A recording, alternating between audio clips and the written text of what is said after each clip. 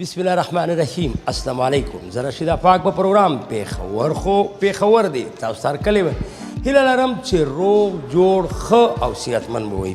صحتمند سره رایاد شو چې صحتمند به هله یو چې کله مونږ او تاسو ټول د بیماریو نه محفوظ وو. اکثره داسې بیماریانې دي چې د احتیاط په صورت کې د علاج په صورت کې د هغې نه خپل ځان ته تحفظ ورکولی شي. ممکنه ده چې مونږ د هغې بیماریو ښکار نه شو.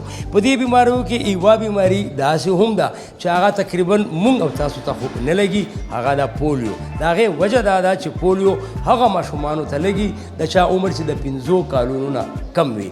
نو مونږ خو الحمدلله د دې بیمارۍ نه راوتي یو، محفوظ یو، د هغې سټیج نه راتېر شوي یو په کم سټیج کې چې دا بیماري لګي. خو زمونږ ماشومان اوس هم په خطره کې دي، هغوی ته کیدی شي چې دا بیماري ولګي. هغه هم په هغه صورت کې کله چې مونږ پیرنټس والدین دوی ته د پولیو نه حفاظتي قطرې نه ورکوو.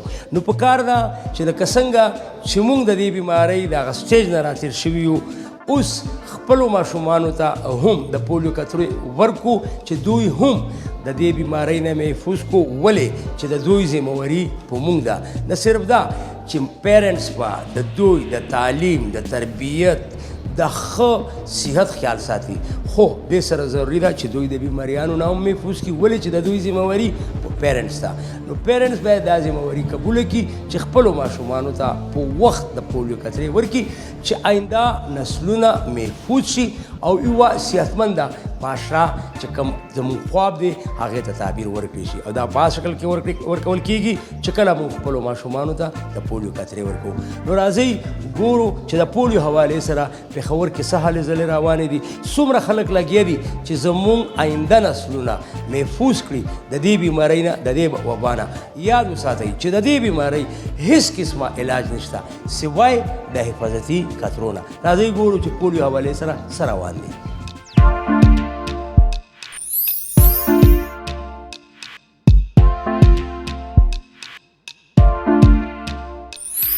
ویلي مو درته چې مونږ به خبرې کوو د هغو کسانو سره کم کسان چې زمونږ آینده نسلونو لپاره لګیا دي، کور په کور ګرځي، مونږ ته د پولیو د حفاظتي قطرو بندوبست کوي، مونږ ته منتونه کوي، زارۍ کوي چې تاسو خپل آینده نسلونه محفوظ کړئ. دا وخت مونږ سره نایله خان ولاړه ده، هغوی سره خبرې اترې کوو. اول خو تاسو ته زمونږ پروګرام پیښور خو پیښور دی، په دې پروګرام کې هرکلی و. دا راته ووایه چې څومره وخت نه دې پروګرام سره وابسته یې؟ تقریباً 7 سالو شو هم دې پروګرام کې. اور مونږ خپل زه ایز ا کمیونیکیشن افیسر دلته کار کوم اور سټارټینګ نه عمده ماشومانو ته ډراپس اچول دي. نو 21 اپریل نه زمونږ دغه یکدم ډېر زیات شو ریفیوزل. هغې نه پس سټریټجیز هم لږ شان اپناو کړل اور طریقې خپل طریقو سره کوریج شروع کو. نو الحمدلله اوس مونږ سره ډېر کم شو. پېښور کې ریفیوزل ډېر کم پاتې شوي دي. ډېر والدین داسې دي چې اوس ریفیوز کوي خو هغه ډېر کم پاتې دي. اور انشاءالله ودین 2-3 کمپین به مونږ هغې هم کور کو. نو ریفیوزل به انشاءالله 0 ته راشي ځکه چې اوس والدین ایکسیپټ کوي لګیا دي که نه پولیو ډراپس. بالکل هغه اویرنیس اوس ورکې راغی اور اوس کافي حده پورې زموږ ماشومان کور شو. که مونږ وګورو په دې کې یقینا چې څومره هم انکاري والدینو په هغې کې ډېر زیات کموالی راغلی دی. که مونږ وګورو که په هغې کې یو طرف ته میډیا کردار ادا کړی دی، بیا لکه تاسو نمونه چې کوم خلک دي ستاسو په شان باندې هغوی چې کوم دی خپل کردار ادا کړی دی. خو بل طرف ته علما کرام چې کوم دي چې کومې جوماتونو کې په باقاعده توګه هغې اعلانات وکړل او په خلکو کې شعور راوستو او د خلکو یره هم دا وه چې آیا دا په مذهبي توګه باندې یو بد شی دی. نو زه یم چې په دې کې به مونږ تاسو علما کرام ته هم کریډټ ورکړو چې هغوی هم پکې خپل کردار ادا کړلو. دا راته ووایه چې دلته په روټین کې چې تاسو کله کمپین شروع شي نو څومره ماشومان راځي چې تاسو قطرې ورکوئ؟ زمونږ خپل یو سی خو خیر ورکوټې ده دې کې تقریباً 2200 ماشومان دي. هغې کې هارډلی به 2 یا 3 ماشومان ریفیوزل پاتې کیږي. هغه هم یا بیماری یا څه مسله وي که نه. PMC مونږ سره الحمدلله نشته دی. بل دا دی چې د دې ځای علما مونږ سره واقعي ډېر زیات هیلپ کړی دی او باقاعده جمعې خطبو کې هغه هغوی خپله وینا کوي. د هغې نه علاوه دلته مونږ سره شیعه کمیونټي ده، هغې سره مونږ ملاقات کیږي، هغې زمونږ ډېر هیلپ کوي. نو شیعه نه یو ماشوم هم ریفیوزل نه راځي مونږ ته. نو دې لحاظ سره دغه دلته کې دا دی چې خالي علما اړخ نه دي چې څومره هم دلته انفلوئنسرز دي مونږ سره، نور سماجي چې کوم تنظیمونه دي، سیاسي خلک چې کم چیرمینز دي یا کم د دې ځای نه MNAs وغیره دي، هغې هم مونږ سره ډېر هیلپ کوي دې ځای کې. همدا راته ووایه چې مونږ میډیا کې کار کوو، دنیا کې بلها فیلډز دي، زمونږ هم بلها ستونزې وي، مشکلات وي، مسلې وي. تاسو ایز اے هیلث ورکر یا ایز اے PRO دې پروګرام سره وابسته، زما خپل دا خیال دی چې دوی انسانیت خدمت چې کوم دی که نه، هغه د انسانیت معراج دی. نو زه وایم چې زموږ په نسبت په تاسو په ذهني توګه باندې ډېر مطمئن وي چې تاسو یو داسې میشن، داسې یو کار کوئ چې هغې د لارې به زموږ آینده چې کوم نسلونه دي هغه محفوظ کېږي. تاسو څه محسوسوئ؟ سر بالکل لکه صحیح د مونږ جاب دی، خو جاب نه علاوه دا یو نوبل کاز دی چې مونږ کم کو لګیا یو که نه. نو هغې لحاظ سره چې یو انسان تاسو زندگی بچ کړه، نو د هغې مطلب دا دی چې پوره انسانیت هم بچ کړه. نو دا مونږ خپل نوی نسل چې کوم را روان زمونږ نسل دی هغې دپاره لګیا یو، ځکه چې عمده ماشومان به مخکې راځي او د دې نه به زمونږ مخکې ملک ترقي کوي لګیا دی. نو که عمده انجینیر او ډاکټرس ته به عمده ماشومان کنورټ کیږي. نو دا زما په خیال مونږ یو ډېر غټ دغه روان دی کوو، لکه صرف جاب په نسبت نه، دا یو نوبل دغه سره مونږ کو لګیا یو. نو یو لحاظ سره یو عبادت دی زمونږ دپاره. دا راته ووایه چې اکثره چې کوم پیرنټس وي چې هغه انکاري والدین مونږ ورته ویلی شو، هغه تاسو څنګه کنوینس کوئ او د هغوی تحفظات په اکثره څه و چې مونږ ولې نه ورکوو کترې؟ ښه زیاتر خو دا مو که نه چې دا حرام دي، اور ډېر کم ورکې دا دي چې لکه څنګه چې ما تاسو ته وایي که نه چې 21 اپریل کې هغه یو واقعه داسې وشوه چې هغې نه ویرېدل چې دا زموږ ماشومان دپاره صحیح نه دي. نو هغې کې مونږ سره دلته چې کوم HCPs دي، ډاکټران چې کوم دي، مونږ سره هغوی ډېر هیلپ وکړو چې کوم کسان هغوی ته تلل، نو هغوی خپل اړخ نه یو آګاهي ورکوله چې دا شی ښه شیز دی. نو هغې لحاظ سره زموږ ډېر کور شو. بل دې ځای کې چې څومره علما مونږ سره رول ادا که، لکه باقاعده هغوی جمعې خطبه کې زموږ دپاره وینا کوي، نو هغې په وجه زموږ دې نه علاوه چې کوم لکه په انټرنیشنل لیول باندې که مونږ وګورو، هغه علما چې کوم په سعودي کې دي، کوم په جامع الازهر مصر کې دي، د هغوی نه په باقاعده توګه دې حوالې سره فتوې راغلي چې دا حلال دی خپلو ماشومانو ته د پولیو کترې ورکړي. بالکل جی، د کوړه خټک چې کوم نغه دي مدرسه د حقانیه، هغه زمونږ خلک دلته ډېر مني. بالکل د حقانیه هغه مونږ هغې نه چې کوم رالی طارق جمیل صاحب چې مونږ انګیج کړه، د هغې نه بیا دلته کې چې کوم لوکل دي خیر البشر صاحب یا داسې مختلف هغې انوالو شو، نو زموږ هغې سره ډېر زیات فایده وشوه، مونږ ته ماشومان ډېر کنورټ شو. اخري سوال ته به راشم چې که دې پولیو ته نه وی راغلی نو بیا به چرته تلې، څه په ذهن کې و او آیا اوس مطمئن یې؟ جی بالکل مطمئن یم، اور که پولیو کې نوم نو زه به ایز اے ټیچر به ما کار کوم انشاءالله. اوس هم ایز یو ټیچر کار کوي چې د هغه پیرنټس ته وایي چې هغه کنوینس کوي په دې باندې. نو ستاسو ډېره مهرباني. مونږ به خبره اترې کوو، نور هم دې حوالې سره داسې کسان شته چې هغوی د پولیو حوالې سره شپه ورځ یوه کړې ده او غواړي چې په هر صورت، په هر حالت او په هر قیمت کې به دې وبا ته شکست ورکوو، دا بیماري به د دې ملک نه ختموو. ولې چې سوای د افغانستان او د پاکستان نه نور له ټولې دنیا نه د دې بیمارۍ خاتمه شوې ده. موږ سره به اوسئ، اخلو به وړه شندمه د مې نه پس په بیا هم په دې ټاپک باندې خبرې کوو. دې درته چې پېښور خو پېښور تاسو ته مې ویلي دي چې دلته نور هم زموږ سره داسې کسان شته چې هغې ژوند په لاس کې نیولی دی او کور په کور باندې ګرځي. دلته موږ سره بله هم یوه پولیو سره ریلیٹڈ سپروائزر ده، هغوی سره خبرې اترې کوو. سب سے پہلے تو آپ کو ہمارے اس پروگرام میں خوش آمدید کہتے ہیں. آپ کا نام کیا ہے اور کہاں سے تعلق رکھتے ہیں؟ سر میرا نام میمونہ بطول ہے، میں UC لاہوری سے ہوں اور میں ایریا انچارج پچھلے 7 سال سے اس فیلڈ میں کام کر رہی ہوں. پچھلے سال 7 سے؟ جی 7 سال سے. اچھا میمونہ، ہمیں یہ بتائیں کہ آپ کے ساتھ ایریا میں کتنے گھر آتے ہیں اور کتنے ریفیوزل والدین ابھی بھی ہے کہ نہیں ہے؟ میرے ساتھ 915 ہاؤس ہیں اس ٹائم. 3 ٹیمیں میرے انڈر کام کرتی ہیں. ایک فکس ٹیم ہے اور ایک ٹرانزٹ ٹیم ہے جو ہاسپٹل میں بیٹھتی ہے. اس کے علاوہ جو ہے تو ہمارے ساتھ ریفیوزل, اللہ کا شکر ہے کہ میرے ساتھ پچھلی کمپین میں جو ہے 3 اسٹل ریفیوزل تھے. تو اس کے علاوہ الحمدللہ کہ میرے ساتھ اتنے زیادہ ریفیوزل نہیں ہوتے ہیں. یعنی ہم یہ کہہ سکتے ہیں کہ 900 جو گھرانے ہیں اس میں صرف 3 ہیں. تو ہماری دعائیں ہیں کہ وہ 3 بھی مان جائیں, اور آپ لوگوں سے بھی درخواست ہے کہ آپ بھی مان جائیں. جب پورا پاکستان مان رہے ہیں, پوری دنیا مان رہی ہے کہ اپنے بچوں کو اس بیماری سے بچانے کا ایک ہی راستہ ہے, اور وہ ہے ان کو پولیو کے حفاظتی قطرے پلانا. تو آپ لوگوں کو بھی چاہیے کہ جب پوری دنیا پلا چکی ہے, پوری دنیا سے یہ بیماری ختم ہو چکی ہے, تو ہمیں بھی یہ اپنے بچوں کو پلانا چاہیے. اچھا, آپ ہمیں یہ بتائیں کہ یہ جو آپ کے ساتھ جو فیلڈ میں لڑکیاں کام کرتی ہیں, وہ ان کو آپ یہ سکھاتی ہو, کوئی ایسا طریقہ کار ہے جن کو آپ سمجھاتی ہو کہ وہ کس طرح پیرنٹس کو کنوینس کرے کہ وہ اپنے بچوں کو وہ کریں؟ جی بالکل, ہمارا کام ہی جو ہے تو سپورٹنگ سپرویژن ہے. ہم انہیں بالکل گائیڈ کرتے ہیں کہ کس طریقے سے آپ لوگوں نے کوریج کرنی ہے اور پیرنٹس کو کس طریقے سے گائیڈ کرنا ہے. باقاعدہ ہماری کمپین سے پہلے ٹریننگز ہوتی ہیں جس میں ہمیں بتایا جاتا ہے کہ کس طرح آپ نے کور کرنا ہے. اب میرے پچھلی دفعہ جو ہے تو 777 بچے تھے, ان میں سے جو ہے تو صرف 3 ریفیوزل تھے. تو وہ اسی وجہ سے تھے کہ ہماری جو ہے کمیونٹی کے ساتھ IPC اسکلز جو ہے ہماری ٹیم کے وہ اسٹرانگ ہیں اور وہ اپنی بھرپور کوشش کرتی ہیں. اب آپ دیکھ لیں کہ اتنی گرمی میں بھی اگر ٹیمز ہاؤس ٹو ہاؤس جا رہی ہیں تو وہ اپنی کوشش سے بچے کور کر رہی ہیں. اچھا, مجھے یہ بتائیں کہ یہ تو ماشاءاللہ بڑا کنجسٹڈ ایریا ہے, لیکن یہاں تک زیادہ تر لوگ جو ہے نا ایجوکیٹڈ لوگ ہیں.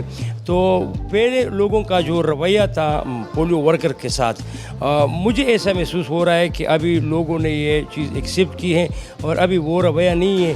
بلکہ مجھے تو ایک لاسٹ پروگرام میں ایک بیوی نے یہ بھی بتایا تھا کہ ہماری تو دوستیاں بن گئی ہے گھر والوں کے ساتھ, جن گھروں میں ہم جاتے ہیں وہاں ہماری دوستیاں بن گئی. تو ابھی لوگوں کا رویہ کیسا ہے؟ جی بالکل ایسا ہی ہے. اب میرے پاس اگر 3 ورکر ہیں نا تو ہر کسی کے پاس 305 ہاؤس ہیں, کسی کے پاس 308 ہاؤس ہیں.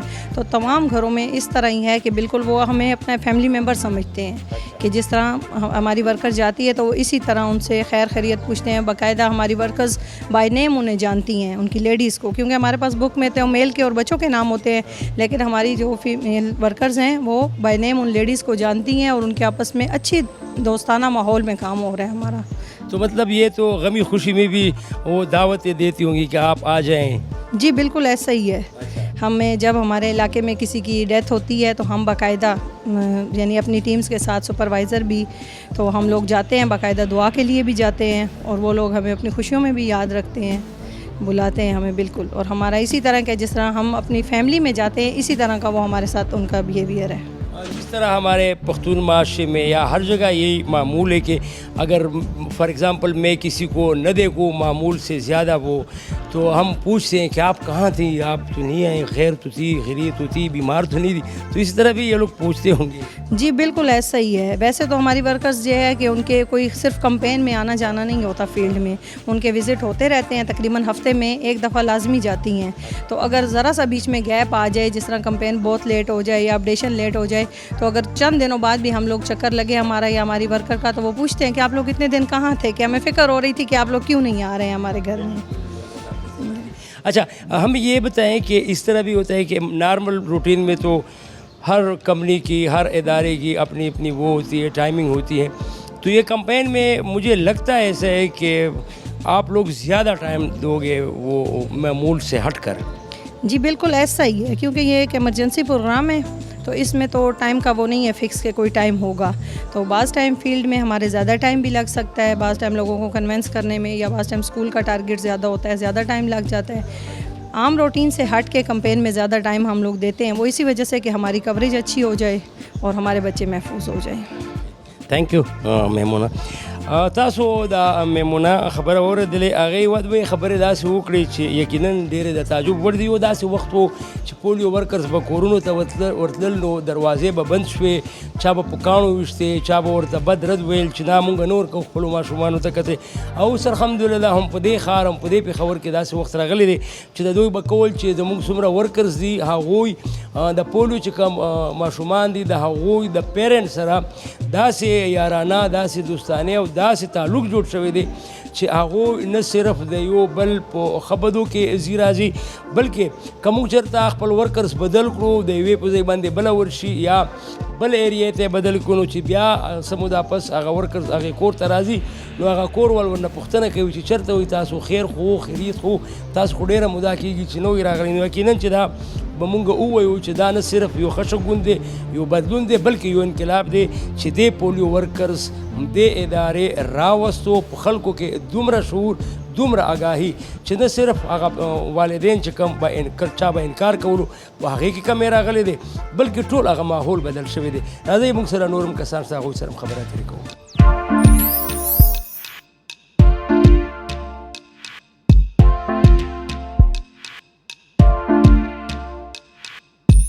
د پولیو د سنټر نه بهر مونږه هغې ځای ته راغلو چېرته چې فیلډ ورکرز کوڅه په کوڅه محله په محله باندې ګرځي او زموږ آینده نسلونه محفوظوي، زموږ ماشومانو ته د پولیو کاترې ورکوي. دا وخت مونږ په ښار کې دننه په یوه محله کې موجود یو چېرته چې مونږ سره یوه پولیو ورکر د اول دا راته چې نوم دې څه دی؟ سومیا. سومیا څومره وخت نه دی فیلډ کې؟ 3 years وشو. 3 کاله وشو. نو ګرمي ډېره نه ده په دې ګرمي کې داسې محله په محله ګرځېدل خو ډېر مشکل دي. ګرمي خو ډېر زیات دی خو دا دی چې ماشوم سیف کول هم ضروري دی که نه؟ بالکل جی دې دپاره مونږ تاسو خپل هم ماشومان شته؟ جی جی زما خیال دی چې تاسو به اول ابتدا د خپلو ماشومانو نه کوئ چې پولیو کترې ورکوئ. زمونږ کورونو کې خو بل جنکۍ ځي که نه تاکې ویکسینیټ شي ماشومان دې دپاره.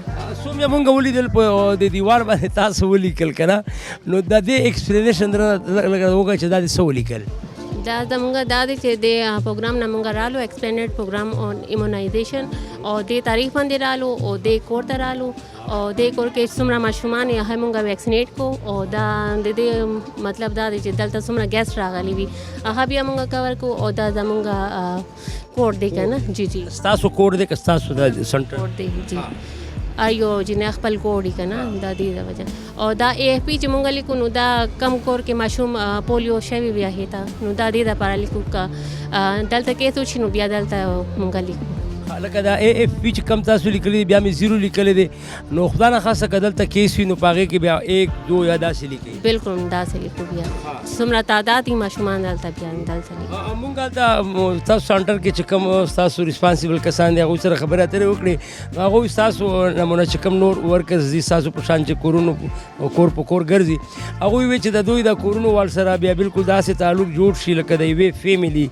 نو تاسو هم داسې کورونو کې چې ګرځئ هغوی سره هم تعلق جوړ شي؟ جی بالکل کوپریټیو سي ډېر موږ سره ښه اخلاق سره پیش راځي که نه.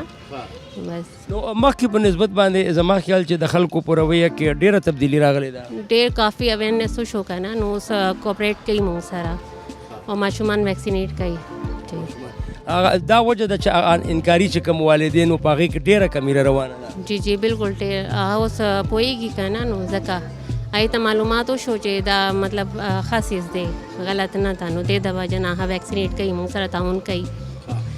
څومره وخت نه لکه څه وخت راوځې او بیا څه وخت کور ته واپسي کوې؟ مونږ هو سهار 9 بجې راوځو کور نه او بیا فیلډ ته راځو دلته بیا کور به کور ځو او ماشومان ته ویکسینیټ کوو. مونږ کم پورې ټول ماشومان ویکسینیټ نه یې کړي که نه نو مونږ بیا آفس ته نه ځو. نو دا خورئ څکئ چېرته؟ بس بیا هلته آفس ته ځو هلته څه نه څه وکړو. جی جی بیا چې کله آفس ته لاړ شئ بریک ټایم باندې نو بیا هلته خوراک څښاک باندې والو جی خپل ډیټا وغیره ورکړو بیا. یقینا چې دې ګرمي کې ډېره سخته ده لکه خو بهرحال یو میشن دی یو کاز دی هغه میشن پوره کول دي زما خیال او ستاسو ذهن کې دا څیز پروت دی چې دا میشن به مونږ پوره کوو انشاءالله. دا زمونږ رومبے حد مقصد دی کنه چې ټول ماشومان ویکسینیټ شي تاکہ څوک ماشوم پاتې نشي موږ نه او ټول ماشومان کور شي. ډیره مهرباني سومیا، خوشحاله اوسئ. تاسو دا خبرې واورېدلې دلته لکه په دې ګرمي کې په دې ماحول کې یقیناً چې زموږ دپاره هم ګرانه ده چې موږ ودرېږو او بیا داسې محله په محله باندې ګرځېدل او کار خو هر څوک کوي، ډیوټي هر څوک کوي. تاسو ولیدل دوی سره د پولیس ځوانان هم موجود وي او ګرځي په دې محلو کې سر په تالي کې ایښې او همدا ډیوټي کوي د پولیو او ګرځي دوی سره محله په محله باندې. د دې خپله هم دغه شان ماشومان وي لکه څنګه چې زمونږ دي. نو که یو طرف ته وګورې چا سر په تالي کې ایښې دی، زمونږ د ماشومانو فکر ته را روان دي چې زمونږ د ماشومانو مستقبل محفوظ شي. او څوک داسې زنانه دي چې خپل ماشومان په کورونو کې پریښي دي په دې ګرمي کې، که یخني وي، که طوفان وي، که باران وي، که واورې وي، خپل ماشومان یې پریښي وي او زموږ د ماشومانو فکر اغستی وي او بیا مونږ ته دروازه ټکوي چې تاسو پلیز خپل ماشوم را وباسئ. ولې چې په وطن کې بیماري ده او دا بیماري په ټوله دنیا کې ختمه شوې ده سوای د افغانستان او پاکستان نه. نو په کار ده چې په داسې حالاتو کې چې موږ خپله خو پکې ستړی نه کوو چې خپل ماشوم را واخلو او سانټر ته یې بوځو. داسې خلک ډېر کم دي، بلکې کور ته راپسې علاج راځي، کور ته راپسې سباون راځي، کور ته راپسې مستقبل راځي، کور ته راپسې ویکسین راځي. نو په داسې حالاتو کې هم چې څوک بیا خپلو ماشومانو ته کترې نه ورکوي، نو زه وایم چې دا ظلم کوي او دا نه صرف دا چې د خپل ځان سره بلکې د هغو ماشومانو سره کم چې ډېر معصوم دي د چا چې ذمهوري د هغوی په اوږو ده. ولې چې پیرنټس به د دوی د صحت خامخا خیال ساتي او خامخا به د هغوی دا سوچ وي چې زما ماشوم لکه څنګه چې د دوی داسې سوچ وي زما ماشوم ګرمي ونه وي، یخني ونه وي، چېرته ماشې پې کېنني. بیا په کار ده چې دومره غټه بیماري ده، د دې نه خو دوی محفوظ وساتي او دا کترې ورکړي. دلته موږ سره نور هم کسان شته، هغوی سره هم خبرې اترې کوو.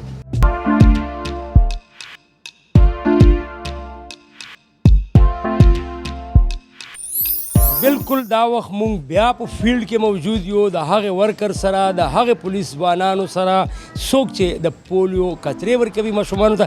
دا وخت مونږ سره یوه بله پولیو ورکر ولاړه ده، کنول دارا. تو اچھا کنول ہمیں یہ بتائیں کہ کتنا عرصہ ہوا ہے اس فیلڈ سے ریلیٹ؟ جی میں پولیو پروگرام میں پچھلے 5 سال سے کام کر رہی ہوں.